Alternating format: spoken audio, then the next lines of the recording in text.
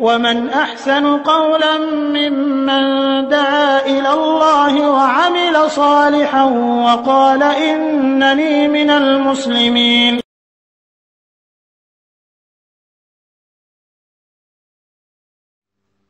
ওয়ালাইকুম আসসালাম রহমতুল্লাহ ওবরাকাতুহ।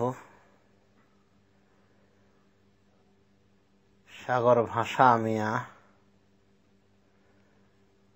তোমার একটা প্রশ্ন অনেক দিন থেকে এসে আছে। সূর্যের চারিদিকে পৃথিবী ঘুরে না পৃথিবীর চারিদিকে সূর্য ঘুরে? কোরআন ও হাদিসের দলিল দিয়ে বুঝাবেন। জাযাকাল্লাহু খাইর ওয়া আনতা বাদ জাযাকাল্লাহু খাইরান। পৃথিবী ঘুরে না সূর্য ঘুরে, এ বিষয়ে খোদ বিজ্ঞানীদের ভেতরে ইখতিলাফ রয়েছে। কিছু কিছু বিজ্ঞানী বলেন যে সূর্য ঘুরে পৃথিবী স্থির, কিছু কিছু বিজ্ঞানী বলেন পৃথিবী স্থির সূর্য ঘুরে, কিছু কিছু বিজ্ঞানী বলেছেন যে সূর্য পৃথিবী দুটোই ঘুরে। আবার কেউ কেউ বলেছেন যে সূর্য পৃথিবী কিছুই ঘুরে না, শুধু বিজ্ঞানীদের মাথা ঘুরে। তবে শেখ বিন বাজ রহমতুল্লাহ আলাইহি তিনি যেটা প্রমাণ করেছেন সেটা হলো এই যে তিনি সূর্য ঘোরাকে অস্বীকার করেন না, তবে তিনি বলেন যে পৃথিবী স্থির, পৃথিবী ঘোরে না। এরপরে তিনি কোরআন কারিমের আয়াতগুলি পেশ করেছেন যেখানে আল্লাহ রাব্বুল আলামিন বলেছেন যে এই পাহাড়কে তিনি প্যারাগ হিসেবে স্থির করেছেন, স্থাপন করেছেন। আরো বলা হয়েছে আনতামিদা বিকুম, পাহাড়গুলি তিনি রেখেছেন যাতে করে তোমাদেরকে নিয়ে নড়াচড়া না করে, মানে স্থির থাকার জন্য পাহাড়কে তিনি স্থাপন করেছেন। শেখ বিন বাজ রহমতুল্লাহ আলাইহি বলেন যে এই কোরআন কারিমের আয়াতগুলি প্রমাণ বহন করে যে জমিন স্থির, জমিনকে স্থির রাখার জন্যই পাহাড় স্থাপন করেছেন। সুতরাং জমি যদি এভাবে ঘুরপাক খায় তাহলে তো স্থির থাকলো না। আল্লাহ বলেন যাতে করে পাহাড় না ঘুরতে পারে, জমিন ঘুরতে না পারে, সেজন্যই আল্লাহ এই পাহাড়গুলিকে স্থাপন করেছেন। তো শেখ বিন বাজ এদিকে গিয়েছেন যে পৃথিবী ঘোরে না, বরং সূর্য চন্দ্র ইত্যাদি এগুলো ঘোরে, এগুলো ঘোরার প্রমাণ আছে, এগুলো ঘোরার ক্ষেত্রে তার কোনো আপত্তি নেই, এগুলো ঘুরতে পারে। তবে পৃথিবী ঘোরে না, পৃথিবী স্থির, তিনি এটাকে খুব জোরালোভাবে সাপোর্ট করেছেন এবং এই মর্মে তার একটা বলাতে পারে ছোটখাটো একটা পুস্তিকা রয়েছে। তো এখন এটাই আমরা বলবো শেখ বিন বাজের কথার আলোকে যে জমিন স্থির, পৃথিবী ঘোরে।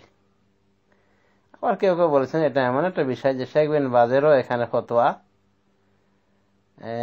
সেরকম কার্যকর হবে না, কারণ কোরআন আয়াত যেগুলিকে উনি পেশ করেছেন এগুলো দ্ব্যর্থহীন নয়।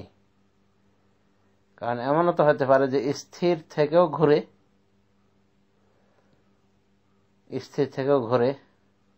ঘুরতে পারে,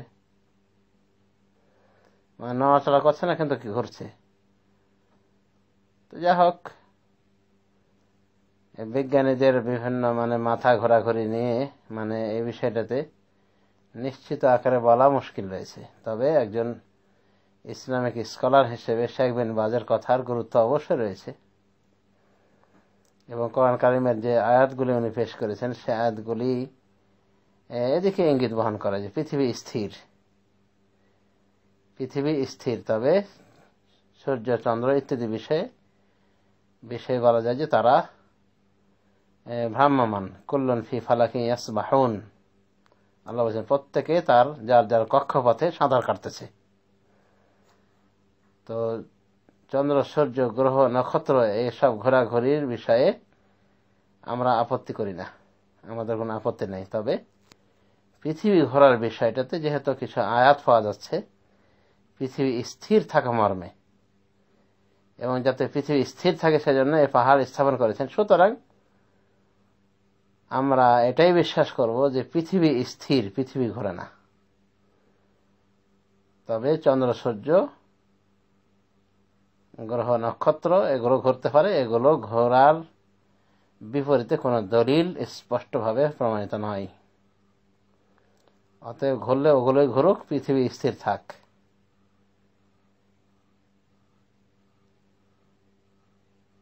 আর এই মাসালাটা এমন একটা মাসালা যেটা বলা যেতে পারে যে না জানাতে কোনো ক্ষতি নাই,